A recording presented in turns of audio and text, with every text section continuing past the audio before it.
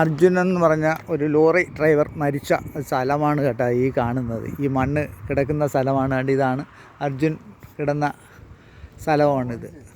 മണ്ണിടിഞ്ഞ് അത്രയും വീണ സ്ഥലങ്ങളാണ് ഈ കാണുന്നത്. കണ്ട, നമ്മളിവിടെ ഇത് കാണണം, കർണാടകത്തിൽ വരുമ്പോൾ കാണണമെന്ന് വിചാരിച്ചാണ്. കണ്ട, ആ മണ്ണ് അലിഞ്ഞ് ഇത്രയും പോയി. വെള്ളം ഇപ്പോൾ കുറവാണ്, എന്നാലും മണ്ണ് കണ്ട, മണ്ണിടിഞ്ഞ് കിടക്കുന്നത് കണ്ട. ഇവിടെയാണ് അർജുൻ വീണു പോയത്. അത് ഇവിടെ ഇപ്പോൾ വെള്ളം കുറവാണ്, തീരെ കുറവാണ്, വെള്ളം കുറവാണ്. ഇപ്പോൾ വെള്ളം ഇല്ല.